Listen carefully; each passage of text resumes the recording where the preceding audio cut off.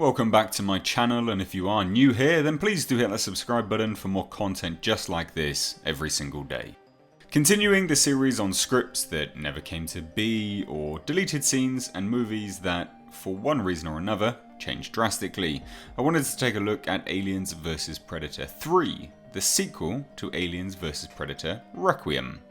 This is a movie that, of course, never came to be. The script for this film was written up as a draft during the production of AVP Requiem by Liam O'Donnell. Sadly, because AVP Requiem had an incredibly poor reaction from critics and fans alike, 20th Century Fox chose to abandon the franchise at that point and scrap the script altogether. The story did actually have some interesting elements though, and it's worth taking a look at, even in this rough format. It would be the very first story that was set in the future, something that fans have been saying needs to happen for years, and something I myself have stated really does need to happen, especially for the Predator franchise, because we need to be on an even keel with the Predator species. Just seeing Predators come down with awesome tech and wiping out us with our machine guns and stuff like that isn't really that compelling. To see a one-on-one battle where potentially we could win, potentially they could win, is much more engaging and much more compelling than what has been thrown around now. And also, again, something which I've been saying for years and years is that Predators need to win in Predator films, but I digress ever so slightly. The story for AVP 3 would centre around three species being set in conflict in Africa, a setting which we've never explored before. So again, really great setting, great location, something which offers a whole host and a whole world of new things to explore for the franchise, and again, something which could be very, very engaging. The story would be set 2 decades after the nuclear assault in Colorado, basically the events at the end of AVP Requiem. We would see that the world was in an incredibly different state. Global warming had changed the planet completely and the ice caps would have melted. Of course, this would lead to the sea levels rising and thus landmass reducing, which is quite interesting because this is an element which I'm not saying was taken from this and used in The Predator, but it is an element which we see in The Predator, i.e. global warming being an issue and hence predators coming down and looking to conquer the planet. So it's one of those interesting themes which seems to be recurring throughout time. And this was written way back in 2007, so 10 years on, global warming is still a theme. It's all too often I see people saying, well, it's a theme which is only prevalent now because of SJWs and things like this. It's not really, it's always been a theme in Hollywood which they like to reuse. Anyway, this would all lead to the Earth becoming incredibly overpopulated and crowding on the landmass that actually is available. The state of the planet leads to society moving towards a unified federation, basically removing individual nations and essentially having one global government of sorts. This global government would be mainly controlled by the one and only Weyland-Yutani Corporation. So a really quite interesting start to the narrative there, and also something which could tie very, very well into the Alien series itself, the Alien franchise. How did Weyland-Yutani get so powerful?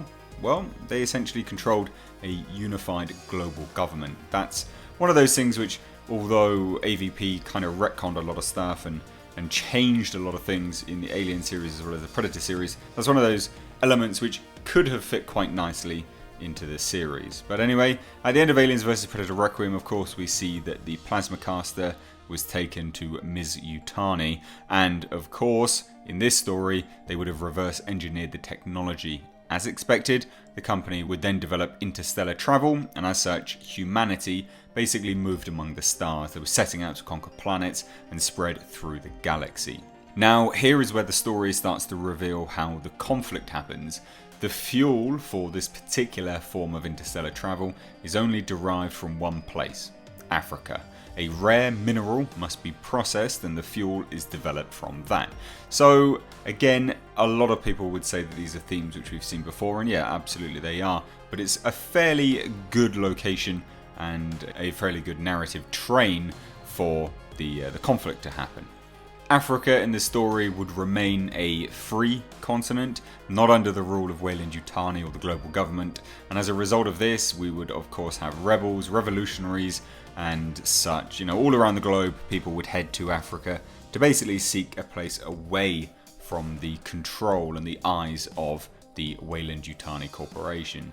This would create a melting pot in Africa for conflict, which is fairly standard as a plot device, but it's an interesting one to see in a Predator and Alien franchise movie. Again, something which we've never really seen, but one of those things which undeniably would possibly happen if this was to ever occur, and it's also one of those things, again, which just ties in quite nicely with the Alien and Predator series on a whole. Of course, Predator series not so much, but the Alien series, yeah, absolutely. You have the corporation, the big bad corporation, and how it grew to such an immense power. You would have humanity having a certain disdain for it, or at least certain sects of humanity having a disdain for it. It would be here in Africa that we meet the main people, the human heroes, a ragtag team. We would have a South African chief, Kembe, a United Nations peacekeeper, Rena, and a rebel leader from the UK, Devlin. Now, from here, how things would develop really is not completely clear. From my own personal speculation, at the very least, I would say that the yautja are possibly drawn to Earth due to the conflict in Africa, or potentially by Weyland-Yutani colonizing on other planets. However, they also could have come back looking to recover their tech, but if that was actually the case, then they probably would have come back sooner. It's important to note that this film was set 2 decades post AVP Requiem, which sort of eliminates that as a potential, you know, the yautja coming back to reclaim their technology, because as stated, if that was the case, they would have done it an awful lot sooner. They want to reclaim their honor as soon as possible. You'd have people going in exile, well, predators going into exile, so they wouldn't have done that. It does eliminate that as a possibility for the conflict anyway.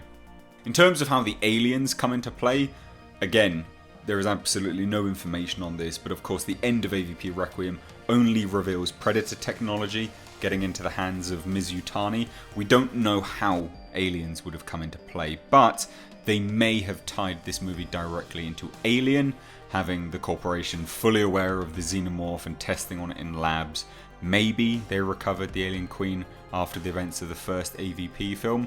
And I know a lot of people will say, well, of course the corporation knew about the aliens, but most people died at the end of the first AVP film, so unless they were sending a stream of video surveillance footage back to the corporation somehow, they simply wouldn't have known about the xenomorph species. So again, potentially they recovered the alien queen after the events of the first film, because we know that aliens can survive the vacuum of space. Of course, they can't survive depressurization as seen in Alien Resurrection, but they can survive the vacuum of space. It doesn't kill them, so a bit of water is not going to kill the alien queen in AVP at all.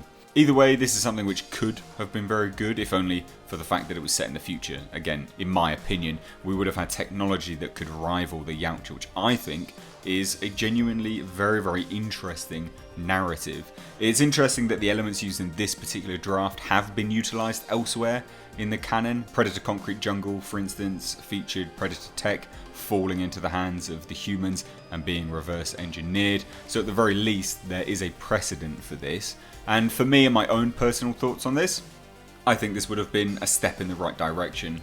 Genuinely a big step in the right direction. Setting it in the future is one of those things that the studio really needs to do, and this would have been a great place to start.